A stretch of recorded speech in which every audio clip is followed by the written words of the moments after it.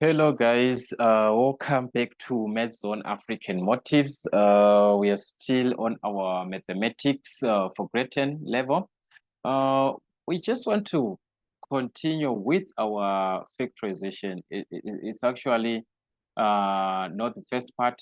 I talked about this in the previous class. We had a different way of factorizing different types of our quadratic expressions that we are actually referring to as the trinomials. So what I want us to check is the different method, because previously I indicated that we can actually be able to factorize any of the given trinomials. Remember, I said we are referring to something of this nature: ax squared plus bx plus c. When it is referred to as a polynomial or an expression, when dealing with an expression, we are not having an equal sign on this side, okay? So that's a trinomial that we have in that case with three terms. So I talked about a condition in our introduction about a being equal to 1, okay? Then we also talked or referred to a condition where a is not equal to 1, where a can be any other number, which is the condition that we're going to be also talking about this time. But it's a different method of factorization. We are still on our factorization, okay? But we are still using, we are just using a different method. Okay, which method is this? All right. This method that we are going to be referring to, it's a condition that will drive us back to the grouping. Remember, on our factorization by grouping. So you also need to know your factorization by grouping. You need to know that part of your factorization by what? By grouping. We talked about this as a just different class. So make sure that you watch that video if you don't understand the factorization by grouping, because that's the major part that we are going to consider. But we are dealing with what? With a trinomial, which is a quadratic expression of this nature. But a is not equal to 1. For an example, let us just use, I'm just going to use some of the questions that we used in that class that we did, but you are going to see a different way of answering the questions, okay? You'll be given to factorize completely or factorize fully. That will be the condition of your questions, all right? Factorize fully. Let's say we are given to factorize. Let us see if the first question, just like the one that we worked with in our previous class, 3x squared plus 4x plus 1. Remember the last part we had to tabulate this, where I said you work with the first term, you work with the constant, find the products of these, then you try to match from those products which one is going to give you the middle term. From there, you can complete your factorization. We talked about that. But this one, this is what you're going to do. These are the steps that you're going to take, all right? So the first step on this method is to multiply. You multiply the first term and the last term, okay? The first term, the one that has got what? X squared, the one that is raised to the exponent of 2. Remember, you are following this format here. You are supposed to have this format in your head, okay? So your first term is the one that has got exponent of 2. The last term is your constant. So if it is not in this order, you have to rearrange and write in this order, starting with the exponent of 2, going to x, then the last term must be a constant, okay? So this is what we have. The first term, as you can see, the exponent of 2, the last term is a constant. So what I said is that you multiply these two, okay? So take note of the stages. You multiply these two, you get 3x squared. This is what you're going to do. So when you get this number 3x squared, this is what you're going to do from that part. Like I said, then you are going to find two numbers that you multiply to get what? 3x squared, which are the factors of 3x squared. So we are going to need two numbers in that case, or two terms. Let us just say two terms so that you understand, because these are now terms. So we need two terms in that case, that we multiply them, they give us 3x squared, okay? So we want the factors of 3x squared, okay? Which are the two terms of what? 3x squared. But these factors must add up to the middle term. Take note. They must add up, not here. They must add up to the middle term. Add up to the middle term. All right? To the middle term. This is another method, so you're gonna just try to understand. I hope it's gonna be easier. The first one, the first question, definitely you're not gonna understand that much, but as we go on, do not worry, guys, okay? You understand me as we go on. So let's move on. So this is what you're going to do. You're going to find two numbers, okay? That are the two terms that you multiply to get this, okay? Which is the one that you got in the first place. So which terms? It's a trial and error, just like that method that we used in our previous class. It was a trial and method. It's the same thing as this, but it's gonna be a trial and method concept, okay?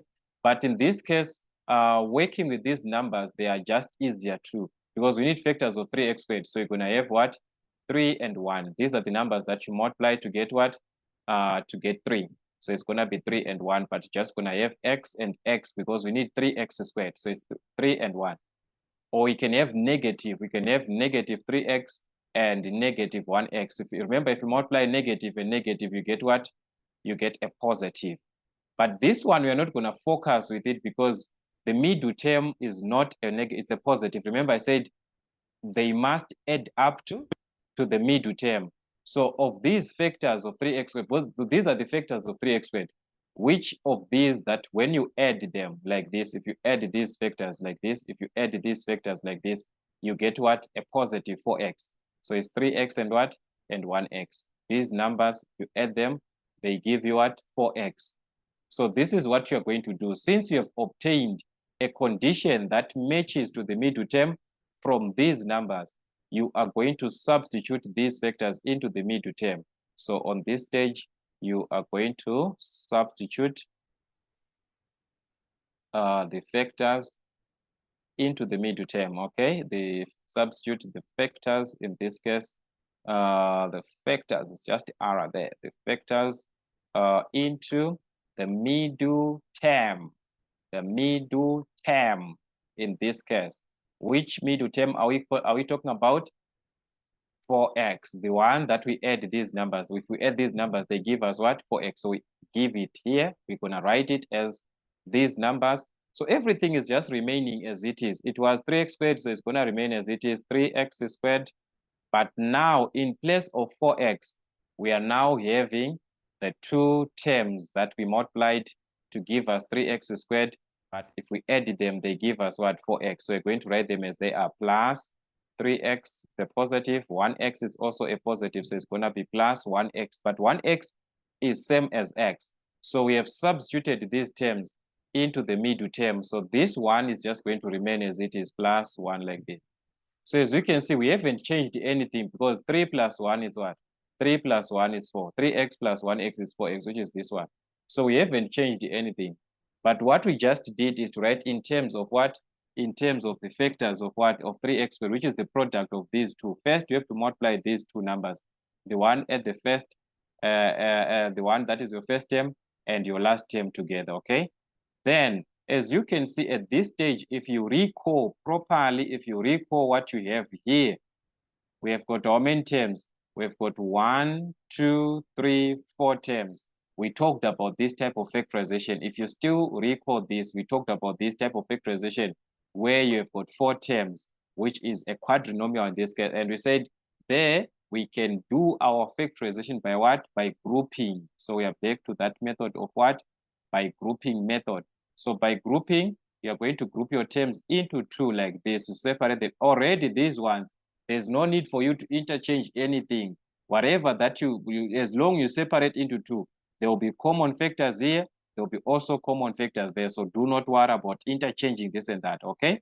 So remember, by grouping, guys, I told you that you group into 2, then you factor out what is common for the first 2 terms.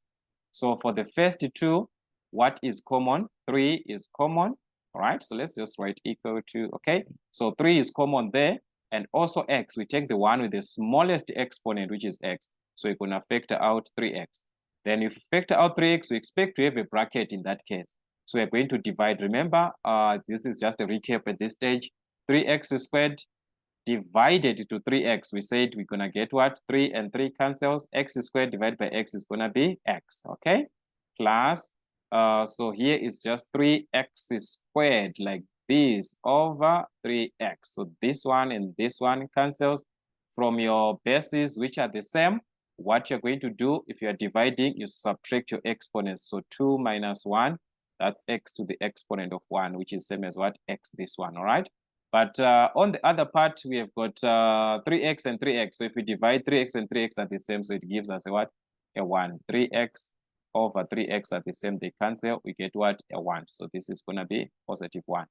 Okay? And I said that once you have this condition, what you're going to do is to factor out also what is common from the second part, which is the last two terms. What is common here so that we obtain the same bracket of x plus 1? Already there is x plus 1. So what are you going to factor out? We are going to factor out plus 1 so that it does not change. Already we have got x plus 1. We need to have the same bracket as x plus 1. So you factor out plus 1, not a minus. Unless if it was minus 1x minus x, you factor out a negative so that it can be a positive, okay?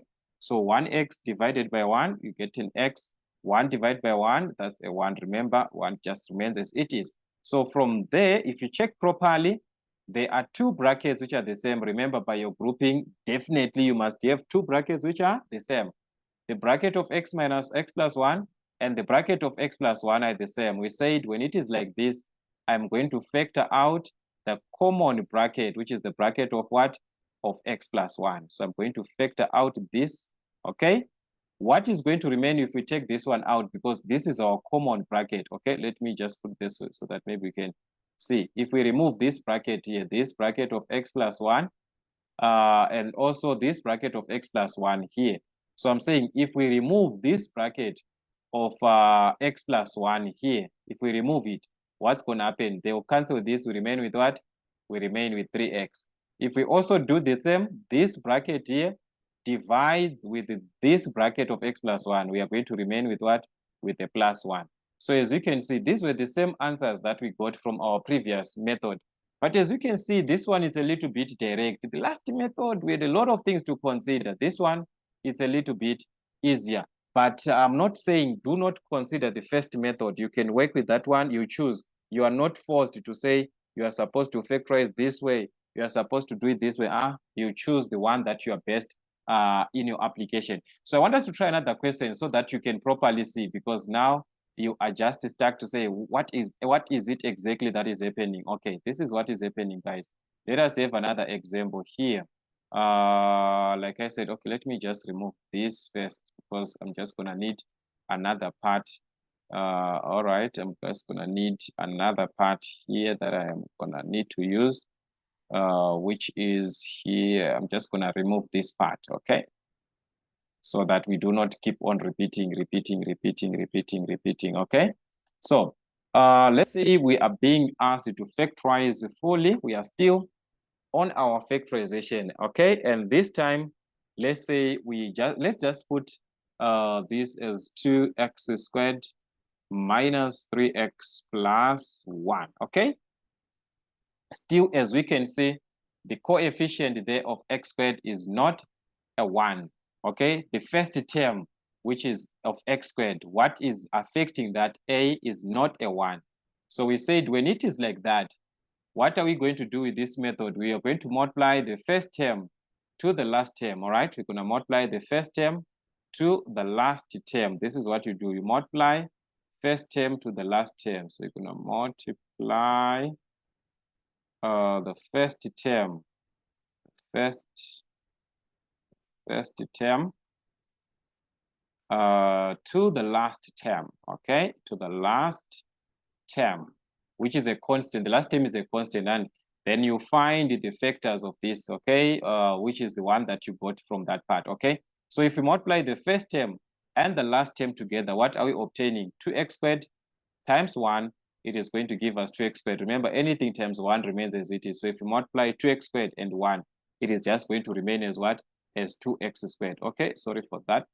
So this is going to be 2x squared.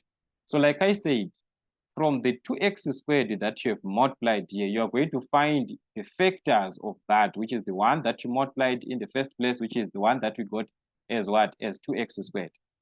Whatever that you get, that is the one that you find its factors. Two numbers that you multiply to get that, or two terms, consider it as a term. Consider two terms that you can multiply to get what? 2x squared. But if you add those terms now, this is the most important part that I want you to be very, very careful at, is that when they must add up, these terms now, they must add up to what? To the middle term, which is in this case, our middle term is what? Is a negative 3x.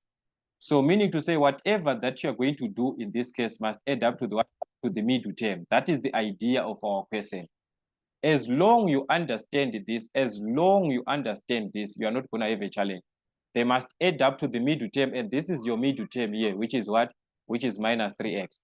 So what are it's a trial and error. Everything that you do, it's trial and error.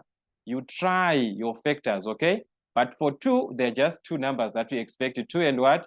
2 and 1 to get what? A 2. These are the products, okay? Factors, these are just what? Products, okay? Products. These are the factors, okay? So if it gives us 2x squared, it means this must have x, this must also have x.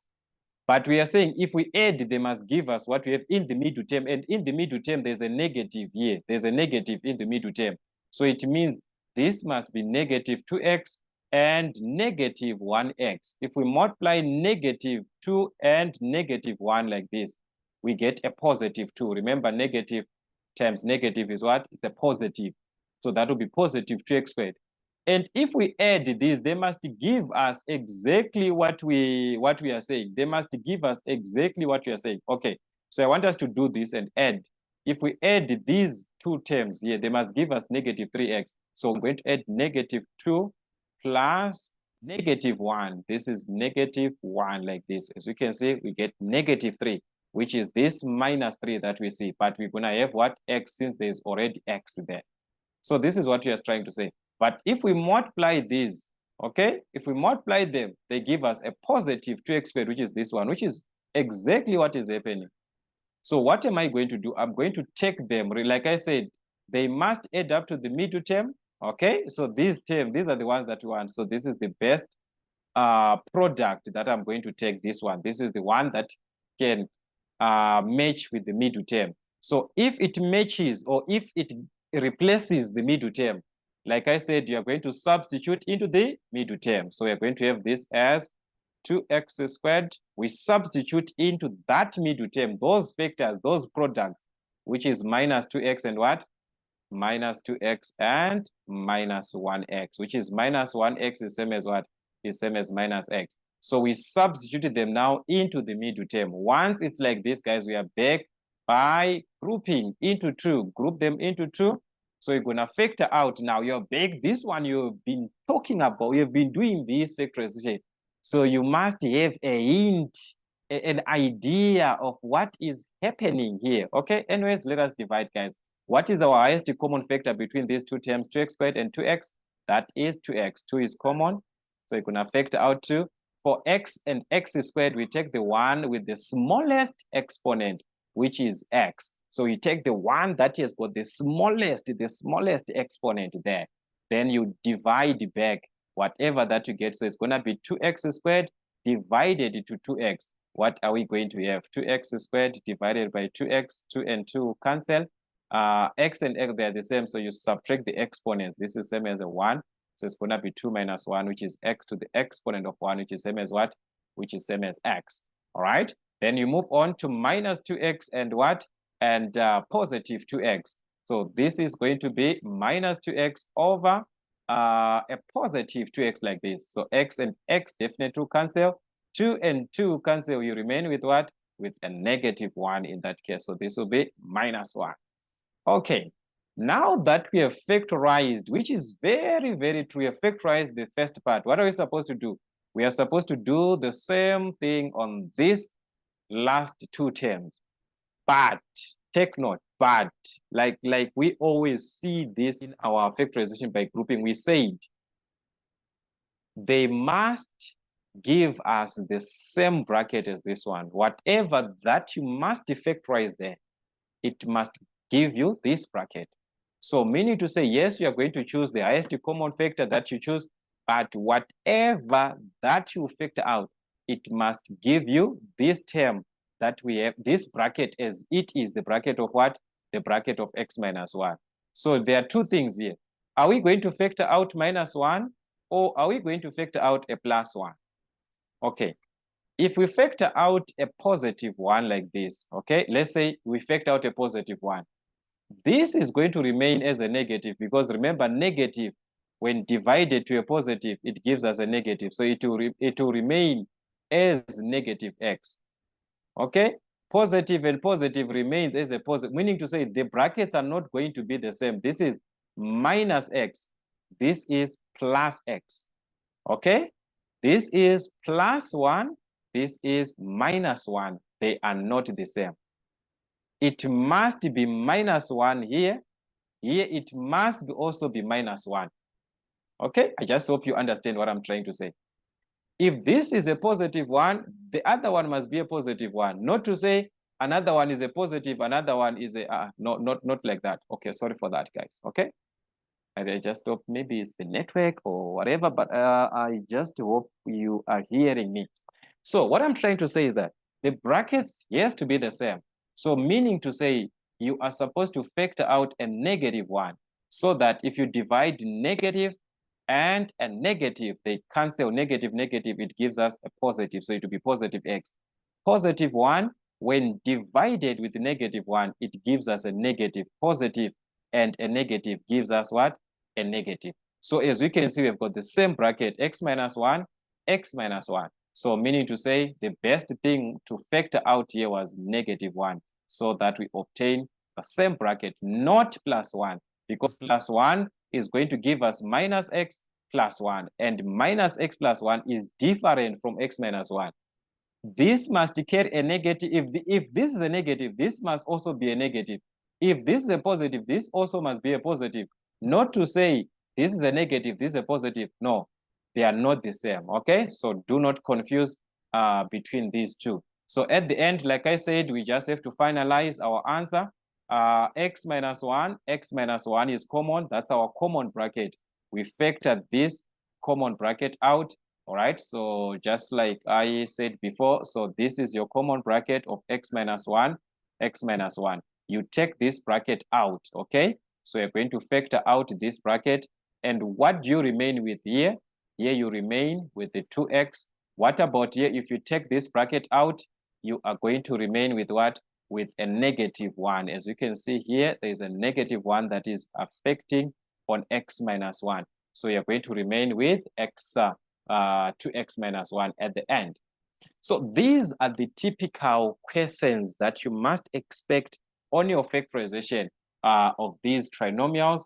But you have got two options to choose on your factorization. It's either you're going to use the factorization that we had in our previous class, or you're going to use this one, this method.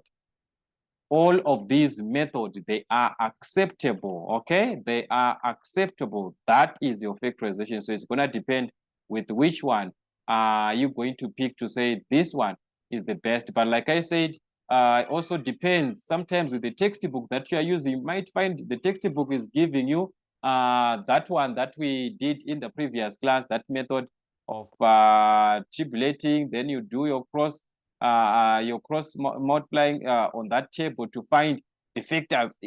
All that part, guys, you have to understand it.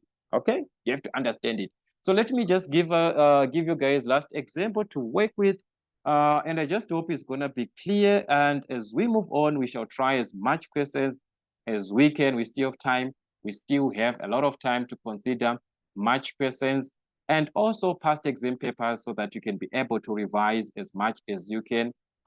Preparing yourselves for these exams, your tests, your exercises at school. You must be prepared for each and every activity not just for the exam, but whatever activity that you write at school, you must be prepared for it, revise and prepare for each activity, okay?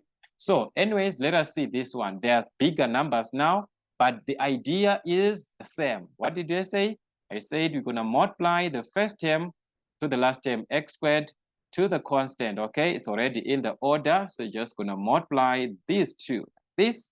So that's 5x squared and positive 8. So if you multiply 5 and 8 there, that's gonna be a 40.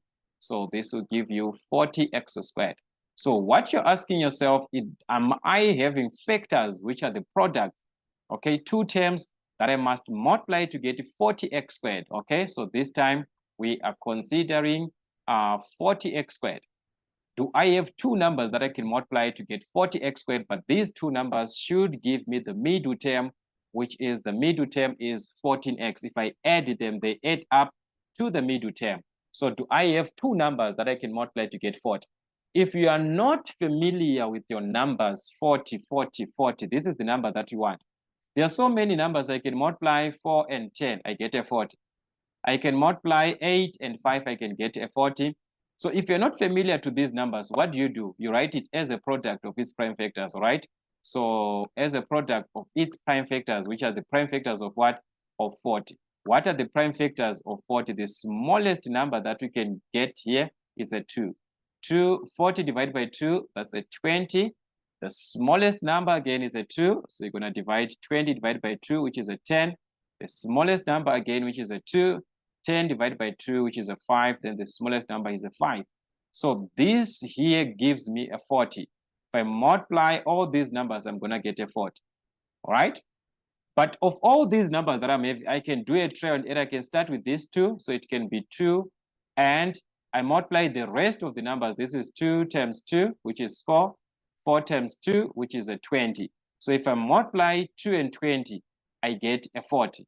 Okay? I move on. This time I use 2 and 2. 2 times 2 is what? It's 4. So it's going to be 4. And I'm remaining with what here? 2 and 5. So 2 times 5 is what? 2 times 5 is a 10. Okay?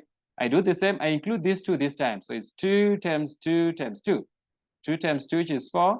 4 times 2, which is 8. So I'm now having 8. Okay? So it's going to be 8. And what is remaining if I take all these 2's? I'm remaining with a 5. So it's going to be 8 times 5. If I multiply 8 and 5, I get a 40. So there can be so many ways of you finding factors of what? The products of 40. But of all these products that you can even get, which of these ones that you can use or that you can take, if you add it, you must get 14x. So on these products, I'm just going to put x, so that I get 14x. If I multiply, I get what? 40x squared. So which one of these that if I add, I'm going to get what? 14x. So if I add 2 and 20, guys, just look. 22, I'm going to get 22.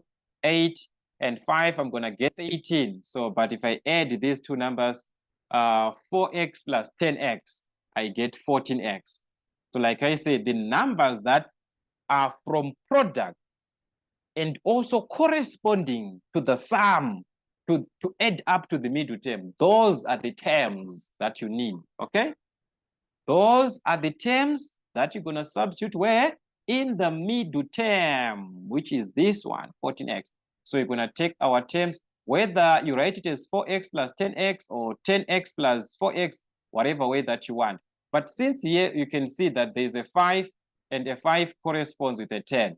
So I can just try to write that way, okay? 5x squared plus 10x. And as you can see, the 4x here corresponds with a 4. It goes together. There's something familiar between these two numbers. So at least I'm just going to write as 10x plus what? 4x. But I'm saying even if you wrote 4x plus 10x, it was not going to affect your answer. You're still going to get the same answer, right? You are going to get the same answer. But here it can be easier because you are directly taking numbers that are very, very common and you are used to these products, because here you can just say, okay, I'm using 5 and 10. The highest common factor between 5 and 10 is 5. You see the advantage now. So I'm going to take 5x, okay? Then we divide 5x squared, divide by 5x, we're gonna have x just like the previous case. Then 10x divided to 5x, and x will cancel. 10 divided by 5, which is gonna be a 2. So what are we going to factor out from the last two terms so that we obtain the same bracket as x plus 2? So you're gonna factor out a plus 4. 4x divided by 4, that's x. 8 divided by plus 4 is a plus 2. So as we can see, guys, the two brackets are the same. So I'm going to factor out that common bracket, which is the bracket of what? The bracket of x plus 2. And what do I remain with? I'm going to remain with 5x on this part, and here I'm going to remain with a plus 4. So this is my final answer. Okay. So guys, I do not know what is your take. Okay, I've just presented to you what you need to know between the two methods. Okay, that method that we used in our previous class.